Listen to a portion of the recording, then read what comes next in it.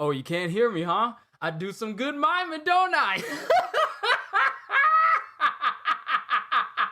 Oh, I'm not muted. I'm miming. I'm acting. I just wanted to see how long I would go before someone says, "We can't hear you." I was holding back my laughing so much. I'm so sorry. I'm sorry. I'm a prankster like that. My family would tell you. My family would tell you I do that sort of thing all the time. But it's good to see Ogata-san, and now I can go ahead and do my official intro. I wanted to see what would happen if people would be like, huh, we can't hear him at all. Gotcha! Got him! But yes, officially, now I can. Ogata-san, I was not muted. I just mouthed the words. Don't worry, I wasn't muted at all. I didn't hit any buttons to unmute myself. I was just acting like I was muted. Pretty good, huh? But now I can do this officially. Yo,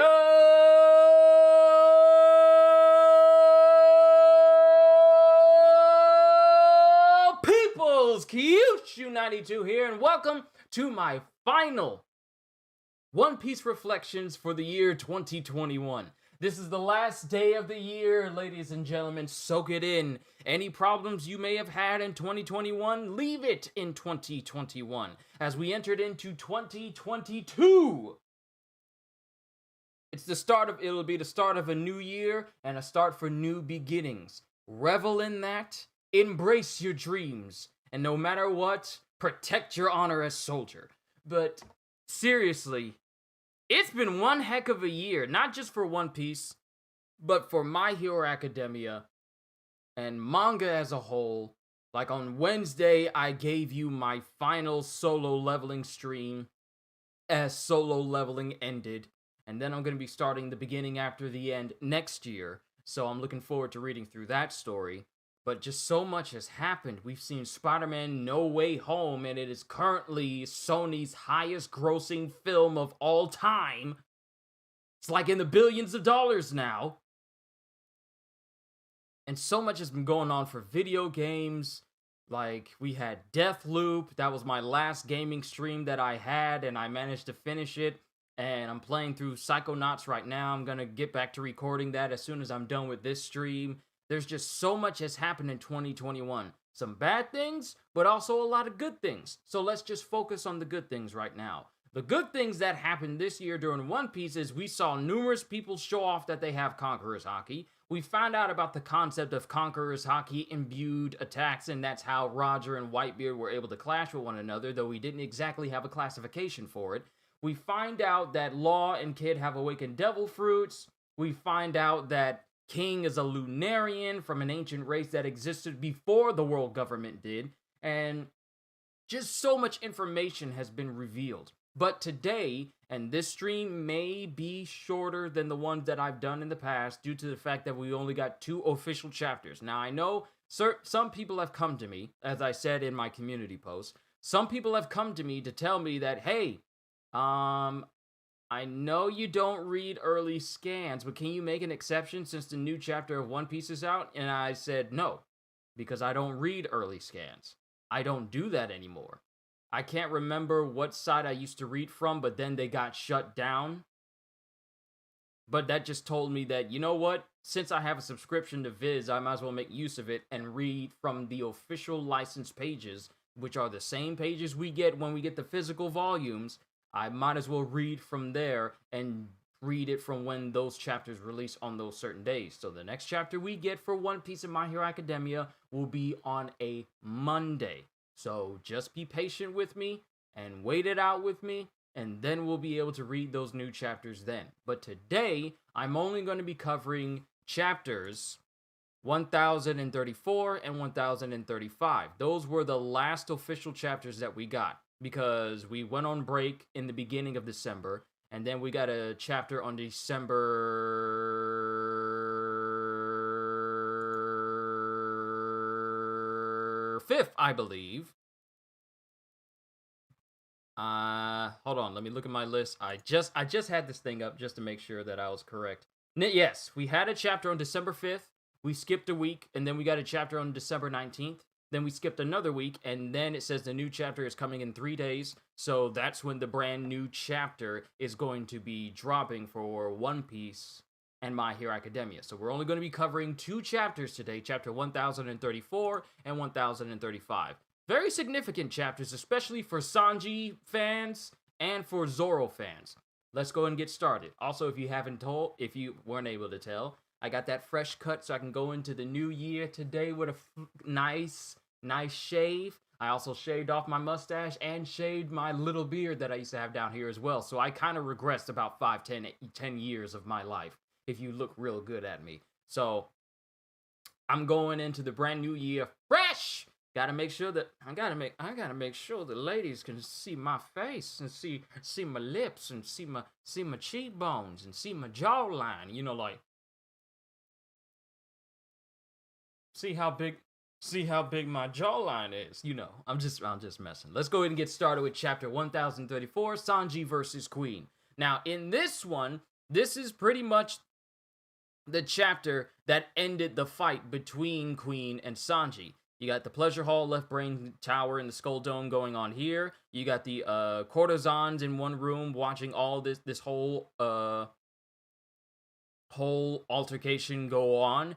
And as this is going on, as Queen is fighting Sanji, Momonosuke is on the outside because Tekken said this. Tekken 101 said this back when this chapter released. He noticed that it looked like Momonosuke, well, actually it was in a previous chapter, I think like 2 chapters or maybe 3 chapters back, it looked like Momonosuke was pulling on the clouds of Onigashima in order to try and veer it off in a different direction. But we couldn't tell what that was back in those chapters. Well, here in this chapter, it pretty much confirms what Tekken was saying that no one else really noticed until they pointed out that he pointed it out. It is, in fact, Momonosuke pulling on Onigashima right now, trying to pull it in another direction.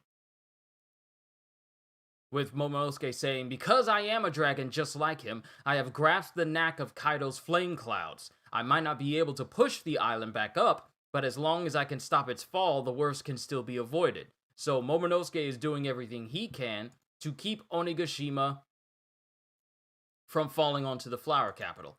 Hard to believe a year ago, the last chapters we got were the Tobiropo Devil Fruits, Kaido's Devil Fruit name, and Ace's flashback on Onigashima. It's crazy, right? And then this year, we're ending off with Sanji beating Queen with a new form of Ifrit Jamba, and then Zorro beating King with a new form of his three-sword style, with a brand new three-sword style, his King of Hell three-sword style, and seeing him imbue his style with not only armament hockey, but also conqueror's hockey as well. So this was a very significant way to end the year for Sanji fans and for Zorro fans. As this is going on, everyone is still partying in the Flower Capital with Momonosuke saying, "I won't let it fall on the Flower Capital."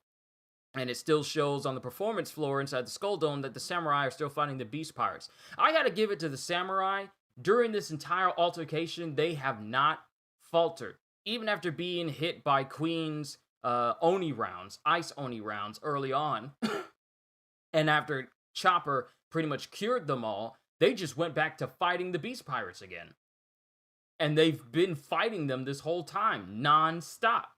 So it just speaks to the level of stamina that the samurai have, but also their tenacity to ensure that this battle goes in the favor of the Akazaya 9 and pretty much the samurai of Wano as a whole. They have not given up at all. They have not backed down, despite the many increased numbers of the Beast Pirates. And I believe some of them are fighting on the side of the samurai as well, since they kind of turned their backs on Queen when Queen told pretty much all the Beast Pirates that they were all expendable, and the ones that betrayed joined the samurai in fighting their own Beast Pirate comrades that they used to have. But that's going on the performance floor. Then in the Pleasure Hall and in the Left Brain Tower, we find out that Queen, not King, Queen, we'll get to King later. We find out that Queen is able to shoot lasers out of his eyes. And all of his moves that we see him use throughout this chapter are pretty much patterned after, Ichiji, Niji, and Yonji. Such as his Sparking Queen is patterned off of Ichiji's Sparking Valkyrie.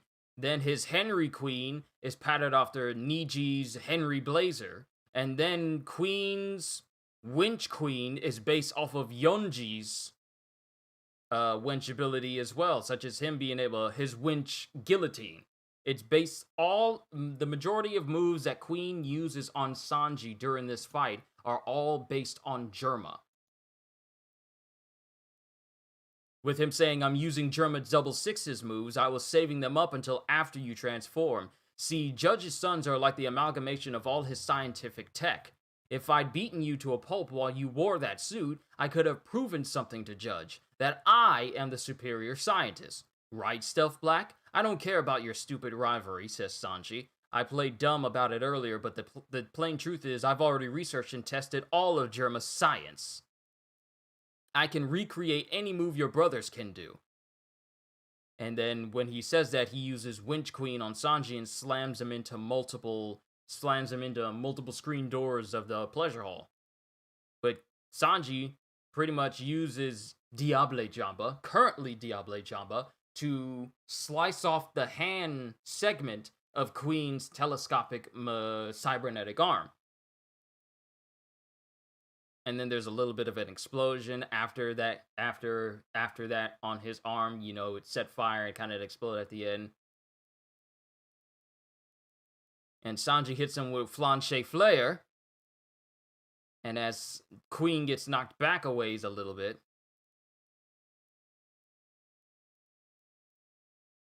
Sanji says, see, don't assume you'll always have the upper hand. There's no way the attack I landed on you earlier didn't do lasting damage. And as he says this, a little blood comes out of Queen's nose. So the attack that Sanji did on Queen, that at the same time Zorro did on King, you know, to coincide with one another in the last few chapters, it did in fact affect Queen. He's just trying to play it off. We've been fighting for a while. You're banged up too. I've already accepted my fate. I'm not the same person you fought back under the dome. Also, yeah, I'm not wearing my usual Admiral getup. I figured with the last day of the year, I would be in my most comfortable clothes. So, if you don't see me in the Admiral wear, it's not that I forgot to put it on, it's because I chose not to for the last stream. This is going to be my last stream for the year. So I figured I'd just be as comfortable as possible. But Sanji says, I've already accepted my fate. I'm not the same person you fought back under the dome. And as he says this, Queen turns invisible, showing us that he's not only learned the abilities of Ichiji, Niji, and Yonji, but he's also learned the invisibility capabilities of Stealth Black. And Queen says, then show me how different you really are. This next one's your specialty, Stealth Black. And then Sanji just disappears from Queen's sight, because Queen thinks that just because he's invisible, that means that Sanji won't be able to see him. But seeing as how Sanji's able to use Soru, just like the CP9 members are, he can disappear from sight too. And this kind of, shocks Queen, who's invisible and thought that he had the upper hand being invisible. But being invisible doesn't help you against a person who has observation haki. He's not Venom versus Spider-Man, where he's immune to Spidey's spider sense. No, this is a person that can sense your intent, even if you are invisible. But Queen is shocked by this, saying, what the? He disappeared too! Why am I doing the voices? I don't need to do the voices. But he doesn't have his suit on. He's just invisible from high-speed movement. The moment he's visible again is the moment he's out of stamina. Stupid decision, boy. And as this is going on, Chuji, the little mouse that, what is her name? I forget her name. Osome. That's her name. Osome. Oda did say the samurai of Wano were strong. They also very resilient as well. D-Train, you're absolutely right. That's the reason why, despite Kizaru wanting to, break up the little meetup, the potential meetup of Big Mom and Kaido, as much as Kizaru wanted to do that, Akainu says, we don't know the strength of the samurai at all. We have absolutely no knowledge of it, so it would be unwise for me to send you over there. When Akainu, the fleet admiral, says, we don't know enough about this country for us to send you over there. When someone from the Marines are saying, yeah, we need more intel before we can just haphazardly send an admiral over to that country. It means that the people over there are extremely strong. Not to mention, the entire country of Wano produced people like Odin and Kinemon, Kikunojo Kawamatsu, Ashura Doji, and Denjiro, and the like, and Raizo. It produced powerful people like that, especially Odin. Odin, the biggest Chad out of everyone in Wano, just shows you the capabilities of how strong the people are in Wano. And not just Odin, but people like, this thing wants to be noisy at the most inappropriate times. Not just Odin, but Grandpa Hiyu as well, and all the Yakuza bosses. Their strength alone allowed them to, rule over different parts of Wano itself, just because of their strength. The strength of Wano is immense. So for the samurai to, hold out as long as they have, it just speaks to their level of power that the entire country has. Despite the fact that for many years, it's been brought to a far lower level than the country used to be before Orochi took over and Kaido took over, the samurai are still resilient despite the many setbacks and limitations they have faced all this time. To say that their will is strong would be an understatement. But going back to this, Chuji, the mouse that Osome owns, runs out in front of Queen, and Queen is saying, Osome, so that Hussey's on her feet again. How dare she turn down my patronage all those dozens of times? Because Osome is not interested in Queen. She even did it earlier today. With dear Komurasaki gone, you're my #1 girl, Osome. They said you were off work due to a headache this morning, which made it very suspicious that you were walking around just fine. And it just shows her fine. Was my divine punishment earlier not enough? We'll see how you like another one. And we just confirm in this chapter that Queen was the one who beat up Osome and it wasn't Sanji. Therefore, vindicating Sanji from his allegations of physical abuse towards women. Because it almost made it. I refuse to believe that that's what happened to Sanji during. That's what Sanji would do, because that's a rule he never breaks. It's a rule he never breaks, is he never lays a hand on a woman at all, or women of any kind. So for Queen to come out of his way and say that as he's invisible, he beats up on Osame and calls it divine punishment, then we know who the perpetrator is. And because of that, we see Sanji in the air saying, what did I gain? An exoskeleton, muscle, and speed, all of which increase strength. Add the color of armament hockey. I've developed to the exoskeleton, and my legs are tougher, capable of supporting even hotter flames. And then we see a new form of Diable Jamba. We see Ifrit Jamba. Now, let me describe to you what Ifrit Jamba is. Ifrit Jamba is a stronger variant of Diable Jamba developed by Sanji during the raid on Onigashima. They have full disclosure and full descriptions of Ifrit Jamba and a whole separate page for it, and we have a whole separate page for the Three-Sword style, King of Hell style of Zorro, which I will go through. Ifrit Jamba is a stronger variant of Diable Jamba developed by Sanji during the raid on Onigashima. After Sanji equipped the raid suit created by Germa technology, his body began to awaken genetic modifications similar to his siblings.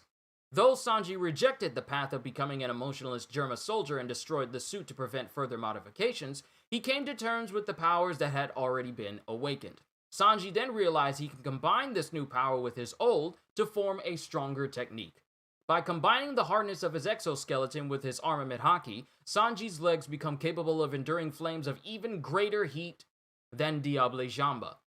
The flames of Ifrit Jamba are so intense that they produce blazes resembling lightning itself, and increase the weight and speed of his pre-existing kicking techniques to another level, producing attacks that are both hot and fast enough to not only burn his opponent, but effectively shock them as well due to the sheer speed of the strikes themselves. So if this doesn't tell you that he's going to be facing off against Kizaru in the future, I don't know what does. Because now his legs with Ifrit Jamba are fast enough to produce lightning as well as fire. Now you've seen this type of things in volcanoes. When a volcano erupts and you see the clouds rise into the air, and the intense amount of heat produces thunderclouds within the clouds from the volcano itself. That is what I got from that interpretation. Sanji's Ifrit Jamba has approached the level of heat where it can basically become lightning. Think Azula. Because in, Avatar The Last Airbender, lightning is a higher form of firebending. So Sanji has taken the fire of Diable Jamba even further and created Ifrit Jamba that can produce a higher form of heat and even produce lightning that comes off of the attack as well. And then we have all of his techniques through here, and then we'll go through here as he says, Ifrit Jamba, you did that, didn't you, Queen? You miserable piece of human scum. And then we see the next semblances of combos that Sanji hits Queen with in Ifrit Jamba.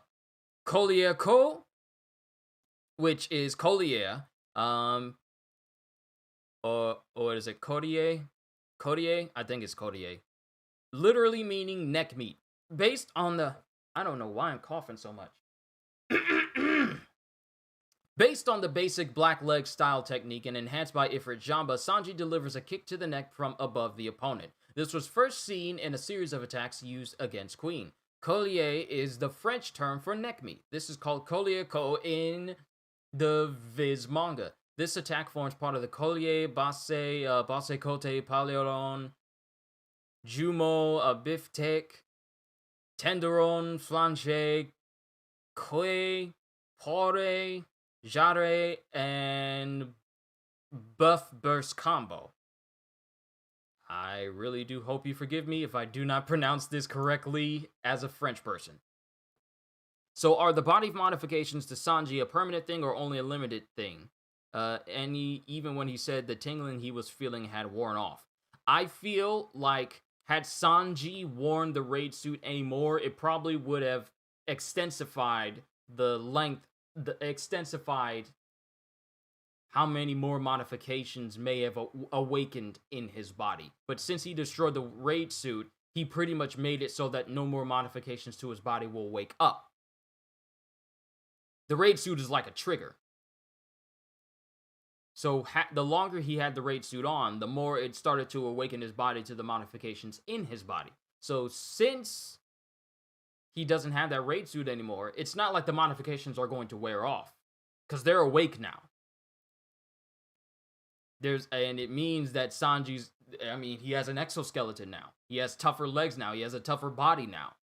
It would be kind of redundant for him to awaken a new form of Ifrit Jamba that takes advantage of these modifications if the modifications are only available for a limited time. So when you think about it, these are permanent. Otherwise, he won't be able to use Ifrit Jamba to its absolute maximum proficiency because he would no longer have those modifications. Ergo, it stands to reason that his Ifrit Jamba and the modifications to his body are permanent now. They are not going to wear off. I forgot how terrifying Azula was. Imagine the anime giving Sanji blue lightning for Ifrit Jamba. I wouldn't be surprised if Ifrit Jamba itself is actually blue flames. Because think about it. If I were to pull this up right now. Flame colors.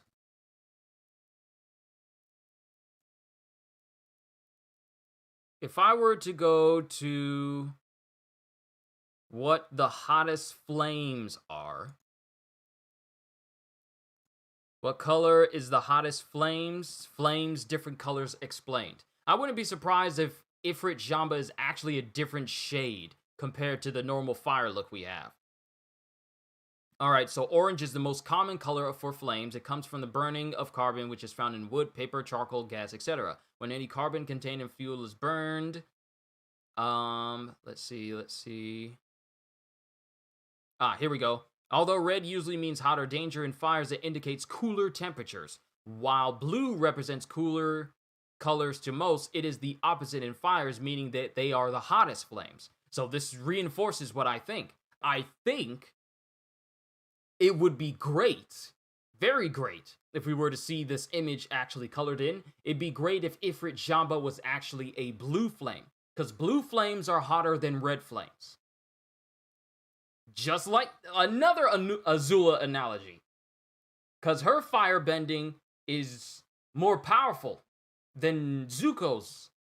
Because Zuko uses like regular firebending, and his regular firebending is like the red and orange color. But Azula is just straight blue. Blue flames are hotter and far more dangerous than regular flames.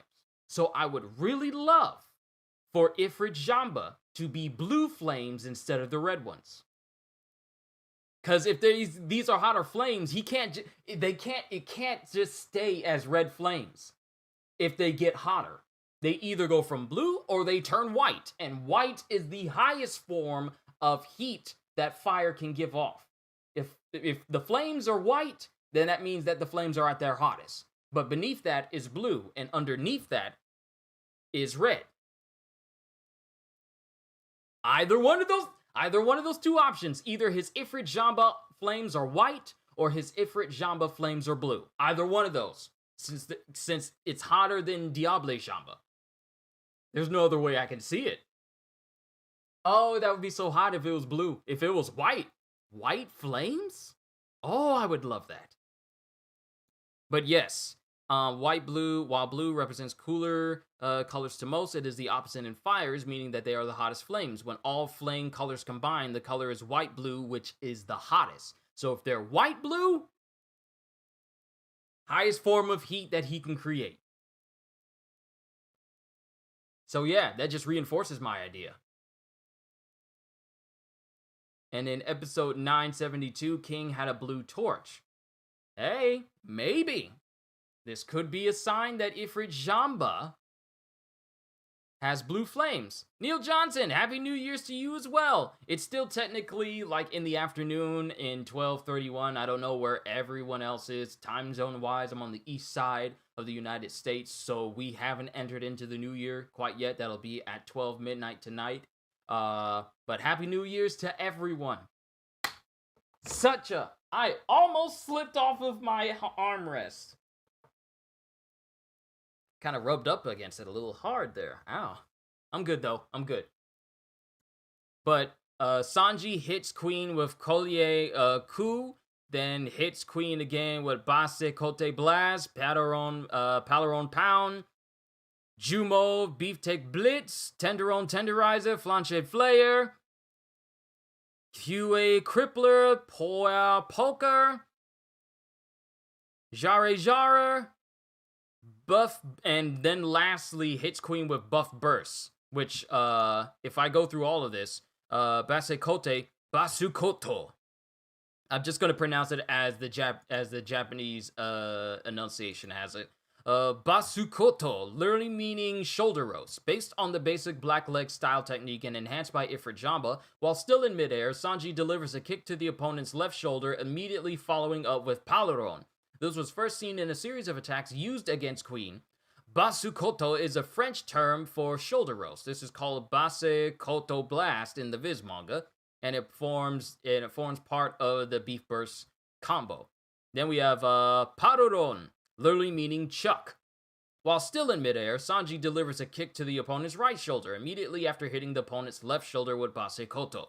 This was first seen in a series of attacks used against Queen, and it's called Palaron Pound in the Viz manga. Then we have Jumoa Beefsteak, literally meaning brisket. While on the ground, it is the first of a trio of powerful kicks delivered to the torso. Then we have Tenderon, literally meaning collar meat, based on the basic black leg style technique and enhanced by Ifrit Jamba.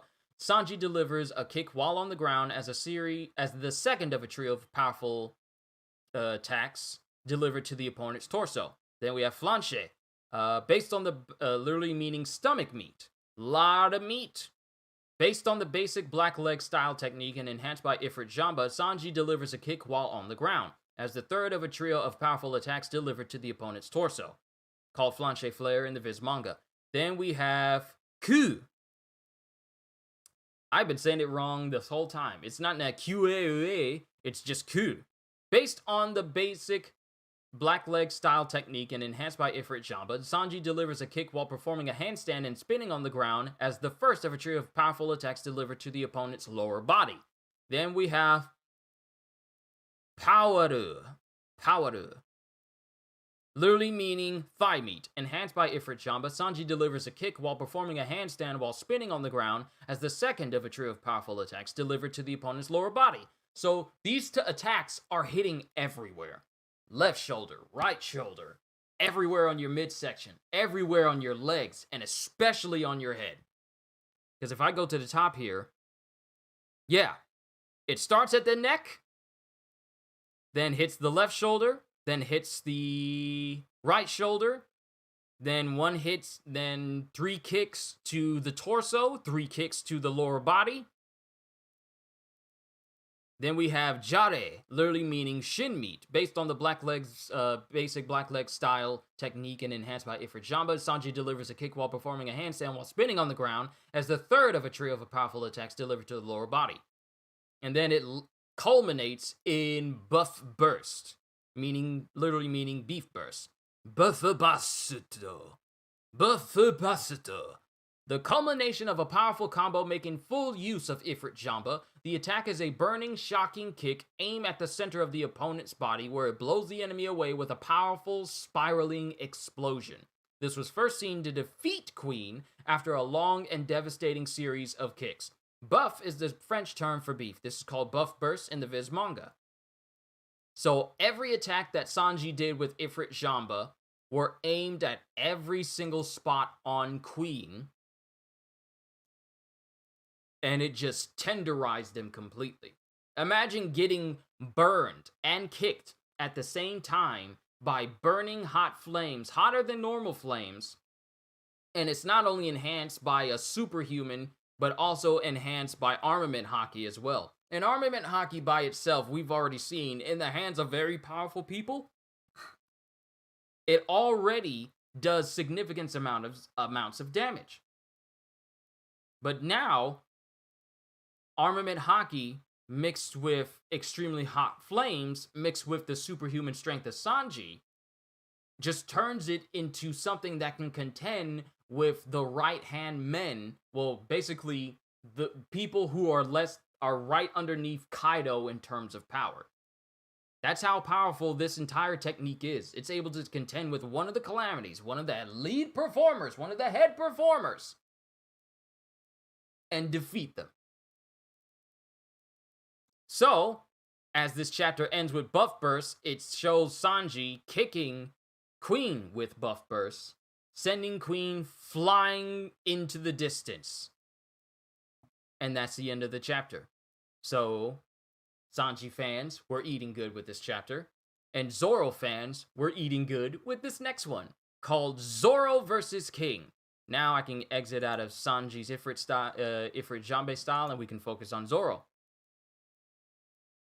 You already know they're going to stretch the heck out of this scene once it's animated. I mean, considering how quickly this fight went with Sanji versus Queen in this chapter, yeah, they're probably going to stretch it out a little bit. They probably are. I just hope that they do it justice, because I still feel some type of way when Luffy was going up against Page 1 and Ulti, and he punched Page 1 with a Gear 3rd punch. In the anime, it downplayed the impact and strength of that attack against Page 1 so much. It's like he booped Page 1 on the chin, where in the manga itself, he pretty much hit Page 1 so hard, you saw a shockwave come off of that hit. And it showed like a massive amount of impact from that. I was really disappointed that the anime did not do that Page justice. So I really do hope they do it justice for Sanji and Zorro when the anime eventually gets to that point. It's going to be a hot minute before we get to that point. I mean, we're still at the section where are we at right now? We're at the where are we at right now? I think the last thing we saw was the Straw Hats getting all together and preparing to fight. And then we got the Bartolomeo Secret Room episode, but we're still a ways off before we get to the really good stuff that I really hope that they get right for the anime. Such as the rooftop scene, and then Big Mom and Kaido using their Conquerors of the Three Worlds. Conquest of the Seas. I really want to see them do that justice and hope that they don't downplay it at all. We're going into a new year. You either go big or go home, but we'll see. All right, so onwards to the last chapter that we pretty much got this year. It shows Queen being launched straight through the roof of the entire pleasure hall, and his tooth getting knocked loose, bleeding from the mouth, and Queen is sent flying completely out of Onigashima. We're blasting off again! Just Queen is out. Queen is out of the fight. You don't expect him. We finished the year with chapter 992. You mean that's what it ended? That's what it ended the anime on? The anime ended on chapter 992? Yeah. Seeing as how we're all the way in the 1030s chapter, it's going to be a hot minute before the anime actually catches up to it. We were getting close. We were kind of getting close with how many episodes they put out. We were kind of getting close to how quickly the anime was slowly but surely catching up to the manga. But then it started to fall back a little bit more. But I really do hope they do these next series of episodes justice in comparison to the manga itself. But Queen is sent flying completely out of Onigashima. Queen has been defeated. His arm's still smoking after Sanji broke that, and his body just charred and smoking and bloodied and beaten as he's sent flying out of Onigashima to God knows where. And Sanji just standing there. And he stands in front of Osome and hands Chuji over to her. Because Chuji reminds Sanji of the mouse that he used to feed when Sanji was cooking while he was in prison underneath Germa. And as that goes on, Sanji falls unconscious. Because he's been fighting for so long, and I bet using Ifrit Jamba takes a lot out of him. Battle of the Pleasure Hall, Left Brain Tower. Winner, Sanji. Then we cut to the real nitty-gritty as it shows Zorro cutting into King, because when Enma was draining him of his haki, Zorro was trying to stabilize it, and in the process pretty much started using Conqueror's haki and imbued both Enma and the rest of his swords with it as well. And in the process, after that happened, he cuts straight up King and slices King's mask completely off. And that's when we see King's face and find out who he is. And we find out that whenever King drops the flames on his body, his defensive ability drops in response. And as the mask falls off and the waking beast pirates see his face, they say, "Oh, Master King took his mask off." So the rumors were true. Black wings, white hair, brown skin. What was the reward for tipping off the government? 100 million berries? So, if I can come right here. Where is it at?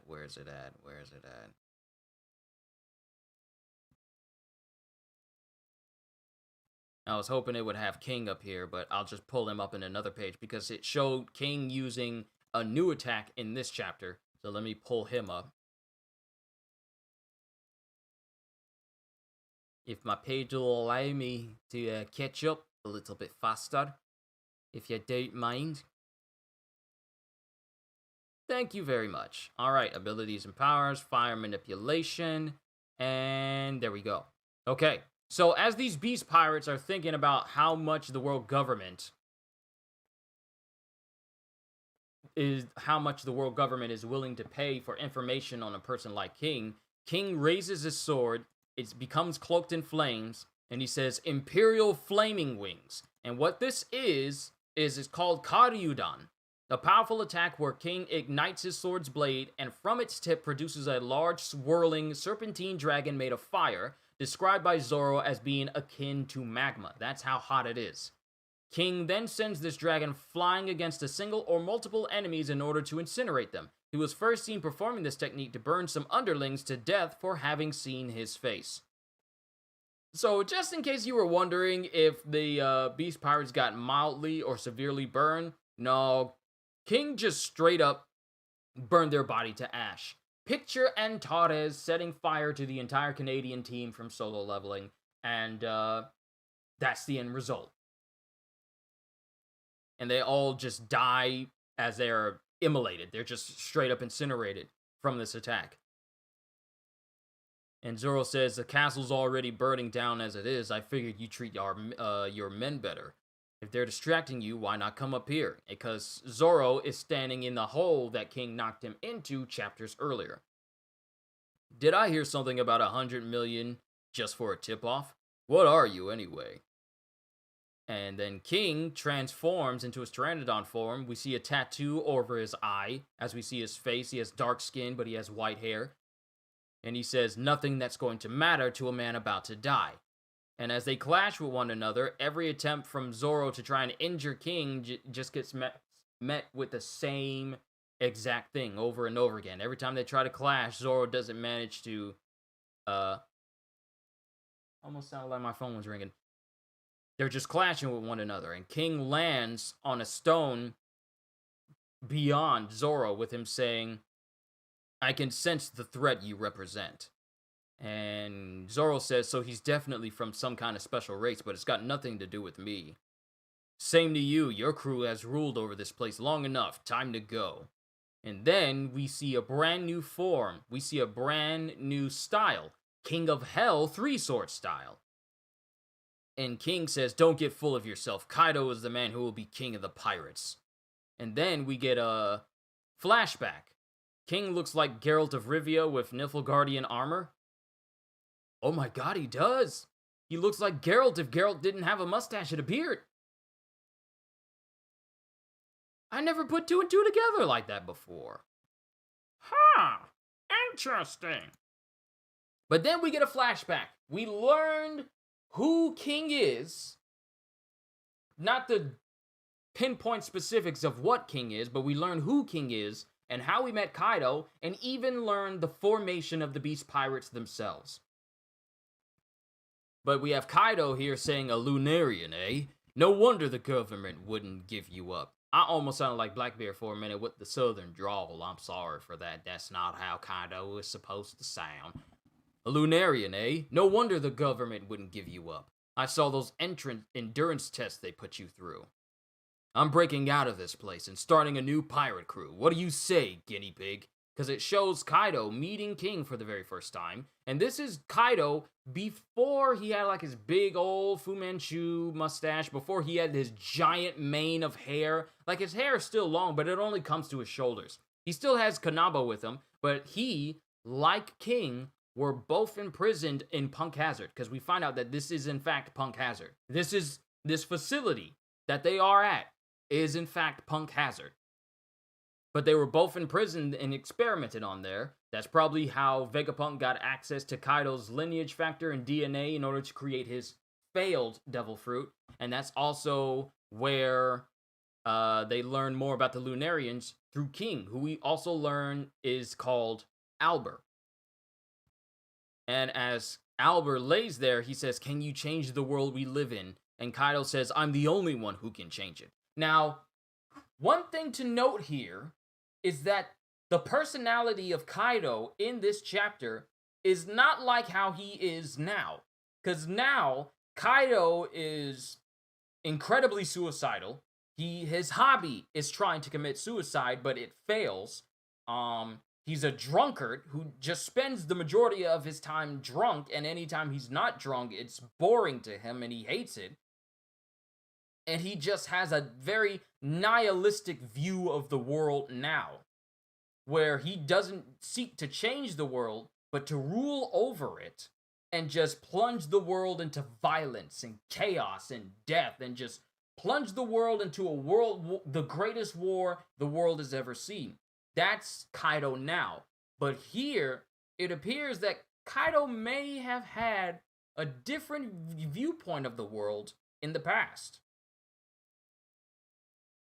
Because he says, I'm the only one who can change this world that we live in. Now, given how Kaido acts right now, you wouldn't get that vibe of he's trying to change the world. You would get the idea that, oh, he just wants to start an age of violence. That's not going to change anything. And it probably won't. But here, in the past, when he first meets King, you get a semblance that maybe Kaido's view of the world probably changed later. Because with this one, he says, I'm the only one who can change it. It almost makes it appear like Kaido is optimistic. Very optimistic. Whereas Kaido now is opportunistic. He sees strong people, he'll break them or have them join his crew, as he seeks to make the strongest pirate crew in the world and then start the world's greatest war.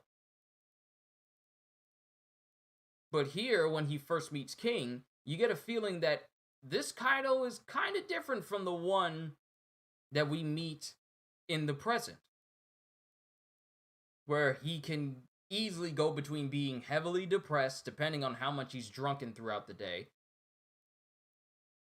heavily depressed, heavily nihilistic, indifferent to the suffering of people, and only desires to have the strongest pirate crew, and then plunge the world into an age of violence.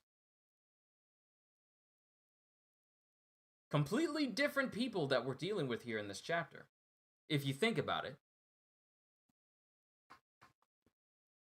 King, I hope we meet more Lunarians later down the line. Their lore is interesting. Their lore is interesting, and so is the Giants, because when's the last time we heard anything from Elbaf? And Loki, you know, the son of the king of the Giants? Remember how Loki was Big Mom was trying to get one of the Giants to marry one of her daughters, and it never panned out? I think that was Lola, who was, I wouldn't say, what is it? Betrothed! She tried to betroth Lola to marry Loki. And that's the last that we heard of anything concerning the Giants. So we need to find out more about what's going on Elbaf. How is their worldview since the events of Big Mom, you know, pretty much killing one of their leaders in the past? How do the Giants view the world? What's going on in Elbaf? So, along with the Lunarians, I want to find out what's going on with the Giants, too. It'd be interesting. But as this chapter goes on, it shows Kaido and King leaving, with Kaido asking his name, and we find out that King's name is Albert. And Kaido says, "You're strong, Albert, but from now on, you're king. Stay under my wing. I won't let anyone else have you. From this day on, you're my right-hand man. Wororororo." And then it shows King in the present as Zorro uses Purgatory Onigiri. Now, since he's using the King of Hell 3-sword style, it bears a brand new description of just how much more powerful this style is over his basic style.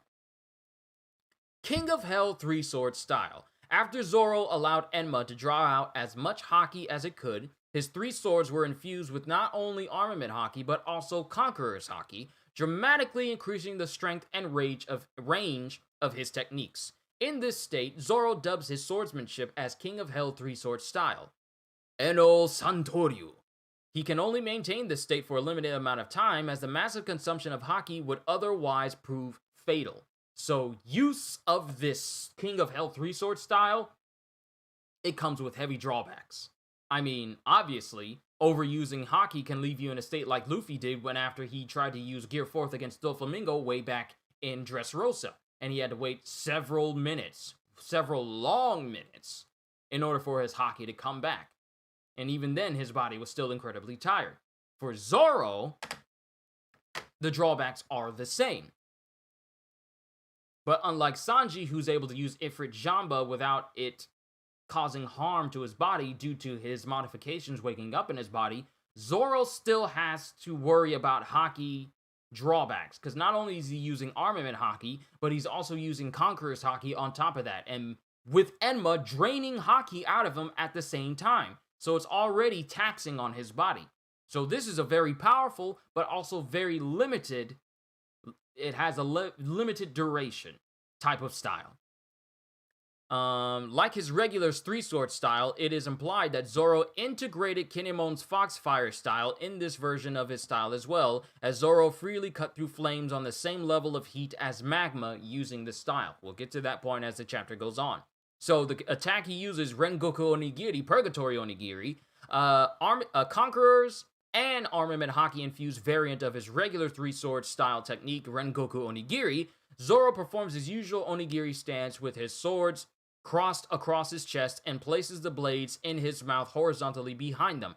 However, unlike previous versions of this technique, he does not charge towards his opponent before performing the slashes. Additionally, the use of both conquerors and armament in this version not only increased the strength of the attack, but the range as well. So Purgatory Onigiri is no longer an up-close and personal melee attack. It is a long-range, highly powerful projectile. That is how powerful Purgatory Onigiri has become with the mixture of both armament and conqueror's haki combined into it. Zorro no longer needs to get close to his opponent to use this powerful attack on them. He can just fire it from a distance, and seeing as how fast he can be with his slashes, it's a dangerous kind of railgun bullet-like thing.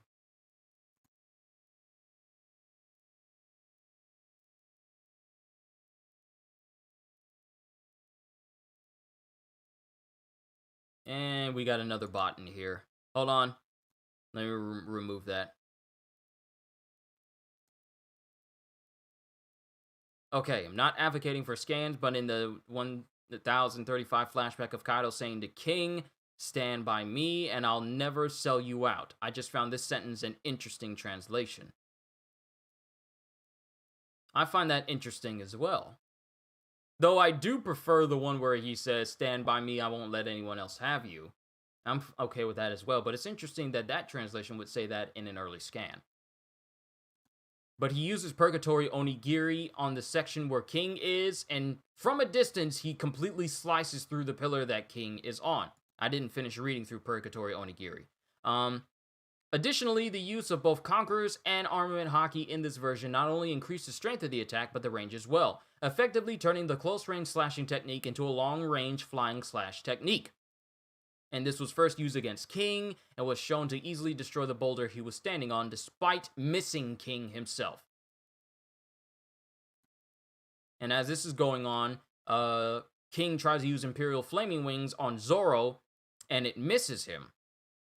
And they both clash with one another, and there's an explosion that happens as they're clashing, and then King's sword becomes segmented again and tries to lock his swords away from him. But Zorro says, "Not that again," and he glares at King, and he repels King back. And says, "Don't you dare, you're not taking these swords away from me," and he flips backwards.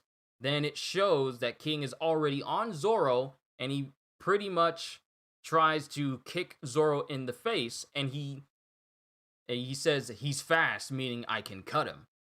Because King doesn't have the flames on his back right now. Now, afterwards, as he's tumbling away from King, he uses a move on King that we have not seen him use since Fishman Island against Hody Jones. Now, I didn't mention this during my stream because I completely forgot that it's been that long since he last used this technique. He uses Bird Dance on King. And I say we haven't seen it since Hody Jones because officially, that chapter where he uses Bird Dance back in Fishman Island was about, I want to say, either 16 or 12 years ago. No. Hold on.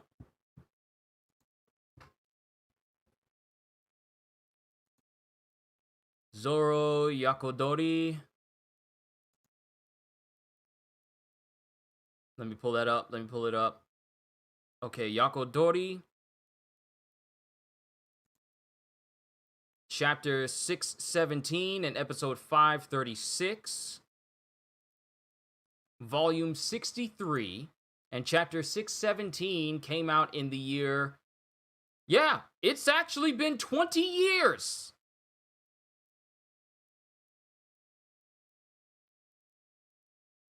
It's been 20 years since... No, what am I saying? Why am I saying 20? It's been 10 years. It's been 10 years.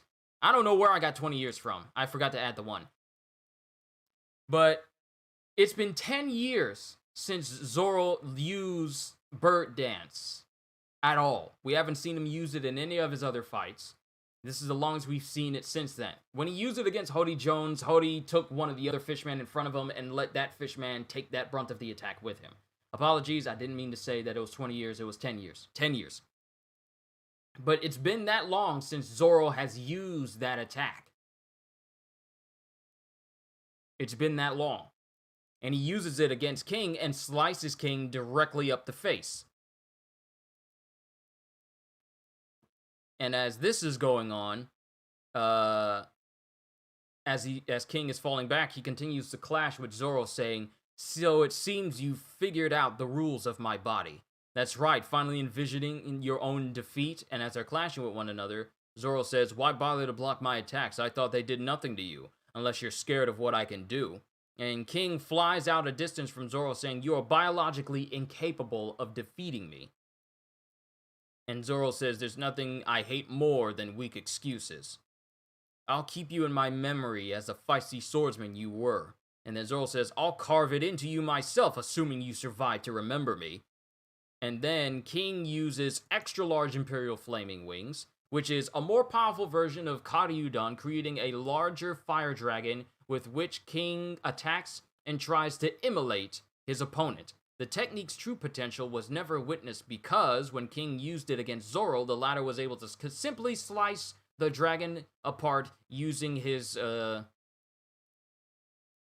three-sword, what is it? Eno Santoryu, avoiding harm.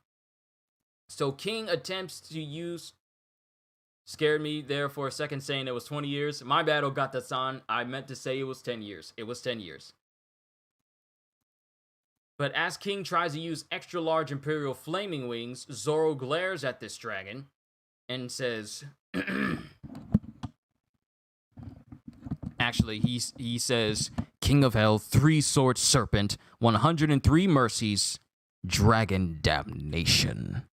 And in the process, he slices completely through, in multiple sections, mind you, during this last page, multiple sections of the extra large Imperial Flaming Wings, and slices into King and even slices off a part of his wing. Now, let me tell you what this attack is, because it is by far one of the longest described attacks for Zorro. Eno Santoryu Impyaku Sanjo Hiryu Jikoku. I managed to get through that in one sitting. I was confident in that one. A armament and conqueror's hockey-infused long-range technique, Zorro charges at his opponent, leaps into the air, puts his hand swords over his mouth blade, and then swings them in a forward-descending slash in a manner similar to the technique Toragari. All the infused hockey used in the technique is released towards his opponent, creating a long-range slash powerful enough to cut through his opponent's attack and still reach all the way towards his opponent. Zorro first used this technique against King and cut through King's massive Omori Karyudan, which produced a giant dragon-shaped mass of flames hotter than magma due to the Foxfire style, as well as through King's sword, torso, and one of his wings. That's how powerful this technique from Zorro is. It was able to slice through fire hotter than magma, and even slice completely through King's sword, his torso, and cut off a piece of his wing as well.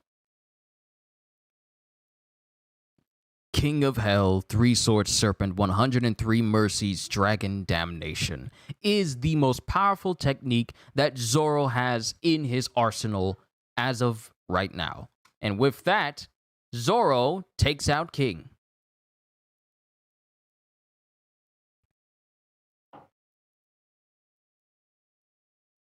And that is the end of chapter 1035.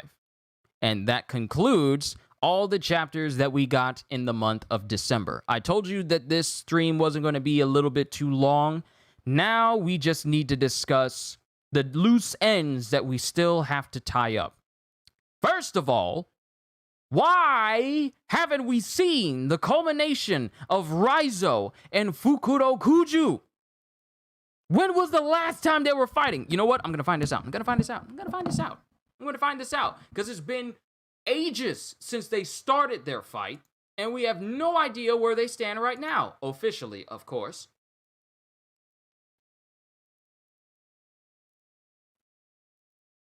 So let me pull up Raizo and see where his fight against Fukuro Kuju is.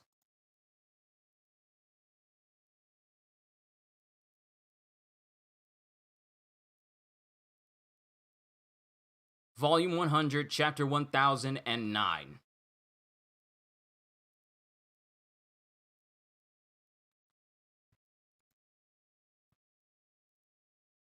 Now, let me see. There's a long summary, quick references.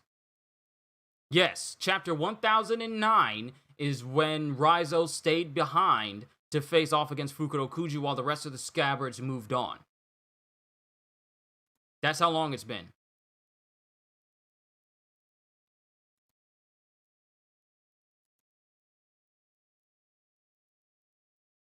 (1009), and that chapter released in April 5th of this year. That's when Raizo decided to stay behind and face off against Fukuro Kuju. I'm not talking about the last chapter we seen them in. I mean, when the start of this fight started.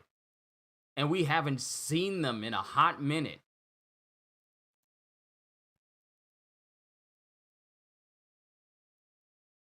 The fact that we haven't seen Raizo's fight with Fukuro Kuju in so long, I mean, that's one loose end we need to tie up. Then we have the issue with Yamato trying to get down to the basement with what is his name? Man, I forgot the number's name. The number that is running with Yamato right now. They're both heading down to the basement to keep this Umibozu-like drawing that Kanjuro conjured up and is making its way towards the bottom of Onigashima that's also on fire, and if it gets to the basement, it's going to blow up Onigashima, and then it's going to fall down on the Flower Capital and kill hundreds of thousands of people. Still got that to resolve. We have Drake and Apu versus the CP0 members, as Robin and Brooke have made their escape.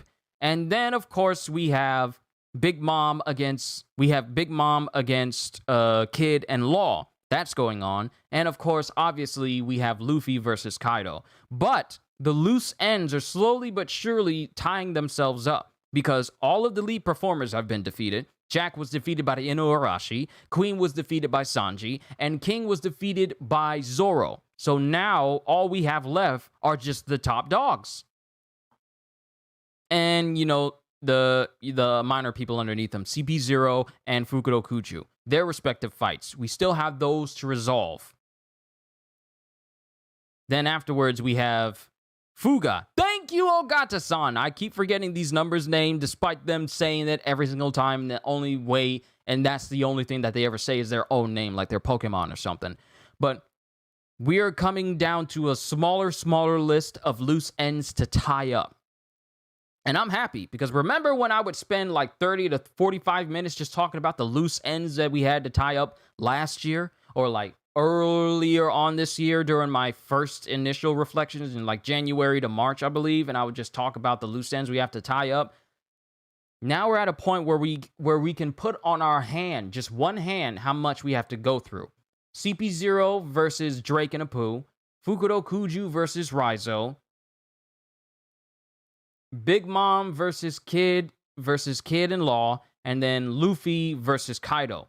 I'm only counting the knockdown drag-out fights. I'm only counting those. So basically only 2 major fights, and then 3 minor fights. Those are the only ones that we got left. Everything else is just like stuff that's going on. Do you think Zorro would have been able to defeat King with Shusui instead of Enma? That's actually a very good question. Given the fact that Ryuma's sword is known as a national treasure of Wano, is it of the same grade as Enma? Let's look this up. Let's look up the Shusui, one of the 21 great grade swords, and a black sword, black blade, that was once wielded by the legendary samurai Shimotsuki Ryuma. One of the finest swords in the world, being a national treasure of Wano, and also the signature weapon of the legendary samurai Shimotsuki Ryuma, which became a permanent black blade in his hands. Shusui is designed to increase both the damage potential and destructive power of the user to a tremendous extent, as was demonstrated when Zorro used Shusui against Oars. After using Hyaku Hachipondo Ho, it created a large flying slash attack by absorbing the flying slash of the two other swords, Wado Ichimonji and Sandai Kitetsu, therefore increasing its already great destructive power tremendously. Though it is capable of dealing extremely heavy blows, Shusui has some major problems. Among them is that it turned to be a problem child like Sandai Kitetsu, having what Zorro described as a temper, making it difficult to wield, as well as being significantly heavier than Yubashiri, which contributes to the decreased control Zorro has over some of his attacks. As time passed, Zorro began to master Shusui's negative attributes. After training with Mihawk for 2 years, Shusui became Zoro's favorite blade and has overcome its negative attributes, so none of those negative attributes played anymore into Zorro wielding it. In conjunction with his improved strength and skill, Shusui significantly enhances the power of Zorro's one-sword style techniques to a greater extent than what Wado Ichimonji was capable of before his training. As a testament of his mastery over Shusui after the time skip, Zorro used it to cut a massive galleon ship in half before reuniting with his crew, decapitated an enormous dragon in one slash, and with Sandai Kitetsu and Wado Ichimonji cleanly slice apart Pika's mountain-sized golem with immensely powerful flying slash attacks. Now, let's switch over to Enma and give you a comparison about what these swords are like with these swords. So, Ryuma's sword, Shusui, and Enma are both 21 they're both great grade swords. They're both in the same category. Now, if we go to the abilities of Enma, the list appears to be significant. As a masterpiece of legendary swordsmith Shimotsuki's Kozaburo, and one of the 21 great grade swords, I need to be slow when I say great grade, otherwise it'll just sound like great grade swords, Enma is among the best swords in the world, with Kozuki Hiyori deeming it a worthy replacement for even the legendary Shusui. Tenguyama Hitetsu has described Enma as being able to cut through the bottom of hell. Kozaburo himself deemed Enma to be his best masterpiece in comparison to all his other creations, including Wado Ichimonji. Enma yields tremendous power and sharpness when fully mastered. In the hands of Oden, it became one of the only weapons known to ever harm the nigh invulnerable Kaido, giving him a massive scar. 41 years ago, at 18 years old, Oden used Enma alongside Ame no Habekiri to cleanly bisect the giant mountain god, having hardened it by using armament haki. Additionally, Oden was able to use both his swords to clash against Whitebeard, wielding his supreme great sword Murakumo Giri. Enma also has the distinctive trait of drawing out armament haki, known as Ryuo in Wano, from its wielder in excessive amounts when swung, cutting far more strongly than intended. This makes it extremely difficult to wield, so much that Oden was the only one to have ever tamed Enma. After testing it out for the first time, Zorro accidentally ended up cutting a large cliff section off its base after initially attempting to cut a tree, with Enma not only force hardening on, but emaciating his whole arm. Hitetsu noted that a normal swordsman trying to use Enma would be drained of all their haki and rendered a dry husk, but as demonstrated by Zorro, with sufficient mastery of haki, one can force the haki extracted by Enma to flow back from the blade. Throughout the battle on Onigashima, Kaido could sense a strange haki from Enma whenever Zorro imbued it with armored haki, causing a flame-like aura to be released from it, bearing Oden's presence, recognizing it as one of his swords, and Big Mom was worried about it.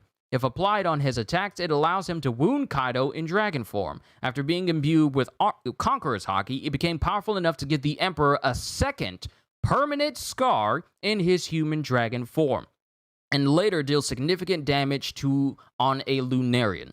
According to Hitetsu, if Zorro were to succeed in making Enma a permanent black blade, it may increase in rank, suggesting that it may become a supreme grade sword.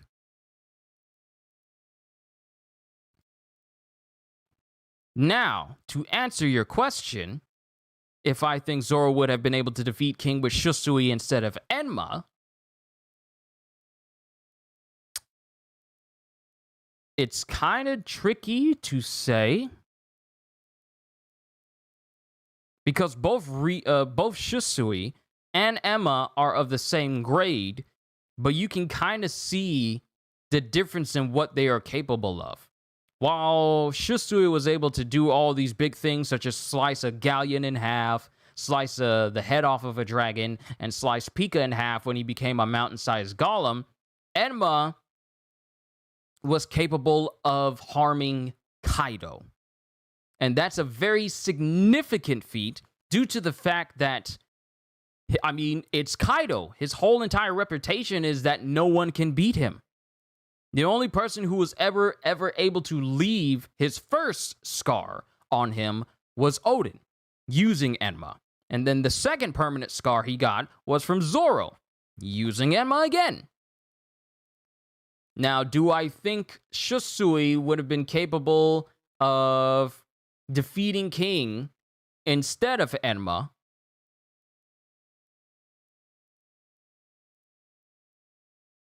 Maybe, but with supreme difficulty. Although in chapter 925 we saw Jack and were introduced to King and Queen, we also saw Shiryu, Pizarro, and Devon. Do you think they will be Zoro, Sanji, and Yamato's matchups in the future? I mean, it's entirely possible. Shiryu of the Rain is obviously going to be Zoro's opponent. Avalo Pizarro, I don't know enough of his capabilities to know whether or not he'll be a good matchup for Sanji. And Katarina Devon versus Yamato, I mean, it'd be an interesting matchup between two Japanese-style deity devil fruit users going up against one another, because Katarina Devon can turn into a nine-tailed fox, and Yamato can turn into basically a wolf god.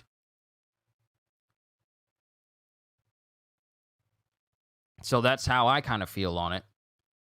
But do I think Zoro would have been able to defeat King with Shusui instead of Enma? Probably would have had some massive difficulty in it compared to him using Enma. That's my opinion on it. But given the state of where the manga is right now, a lot of loose ends are being tied up. Very good year for Sanji fans, very good year for Zoro fans. We're finding out more and more about the world of One Piece, and the world building is really working out quite well, I will admit. I still don't know how I feel, and I know this is going back several chapters, like a whole bunch of chapters. I still don't know how I feel about Kinemon not being put together completely whole, and that's the reason why he was able to survive being impaled by Kaido. Like, granted, officially, Kinemon is not put back together the way he's supposed to be, because it was the Straw Hats who put his parts back together. It wasn't Law. Therefore, it's still up for debate whether or not his body is fully reattached as it should be. I don't know how I feel about Kinemon's body just being that way. And that's how he survived, rather than him, risking his entire life to save Momonosuke when Kaido came crashing down through the roof. I don't know how I feel about that. I'm sure Oda knows what he's doing with this angle, but I just don't know how I feel about it. So hopefully Oda will kind of resolve that, because it's still up in the air whether I think that was a good idea or not. But then again, like I always say to other people who question what a manga author does for his story, it's not my place to really say. It's up to Oda to, resolve this and make it make sense. So we're just going to have to wait on that. Other than that, I pretty much enjoyed not just the chapters we got in December, but also the chapters we got throughout this entire year. We saw powerful displays of power from Kaido and Big Mom. We saw displays of power between Luffy, Zoro, Kid, Killer, Law. We saw all these powerful individuals show off just what they can do, and how this new generation of pirates is pretty much going to be the ones left standing at the end of the story. And then we see these events going on with Wano, world government trying to make their move to slowly make their way into Wano and try and take control of it. I highly doubt they're going to have a good time of it due to the fact that the samurai are not going to just let someone else come up behind Kaido and try to take over their country again.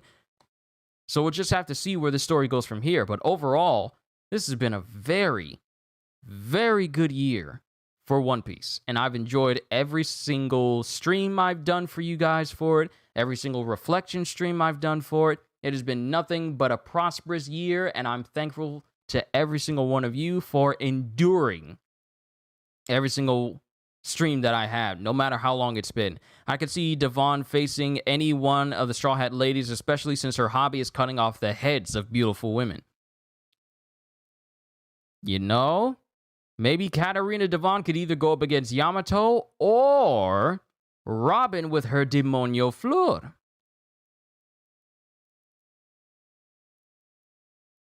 We'll have to see. But, ladies and gentlemen, this is where I'm going to draw it to a close for today. All I know is I'm looking forward to the brand new chapter of One Piece in My Hero Academia on Monday. It has been an absolute honor to be your entertainer this year. It's been a long year. A lot of trying times, a lot of sleepless nights, a lot of long work nights. I'm very much looking forward to changing that going into next year and going through next year. I am working ever harder to be able to do what I love to do, what I'm proud to tell people what I do full time. Because doing this, and you may not know me personally, and I may not know you personally, but I enjoy entertaining you. It is what I look forward to. When I'm able to get out of my bed and I think of, okay, what are we going to do today? What are we going to record today? What are we going to stream today? I look forward to it. I could spend hours doing it, and I would rather do that for the rest of my life than be someplace else wondering, this is just a waste of my talents that I have. I just got to be real with you. I'd rather do something that uses my talents that I have than have it squandered at a place just simply because it pays. That's how I feel about it. But I just want to say I'm incredibly thankful to every single one of you for making this year extremely fun, extremely entertaining for me, not just for you, extremely successful. Thank you for the 1K views on my solo leveling finale. I really do appreciate having a video hit 1,000 views before this year is over. I really do appreciate it. It's just amazing. And I look forward to creating more 1,000 views and even more beyond that going into next year and throughout all of next year as well. It is an absolute honor and privilege to be someone that can entertain you throughout the year. And I just want to say, I hope you have a happy New Year's. Stay safe out there, because I want to see you back here again for my next video. So, for the final time this year, on stream, because I'm probably going to say it in one of my Psychonauts videos I'm going to upload after this. For the final time this year that you guys can see, hope y'all enjoyed. Can't wait to see you all in my next video. And if you're new to the channel and you enjoyed what you saw here today, then consider subscribing, because I am always looking forward to entertaining you. So have a fantastic day, have a fantastic New Year's, and once again, I'll see you in the next year. And as always,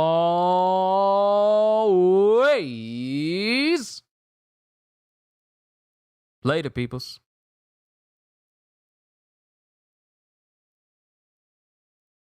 Good God, I love my job.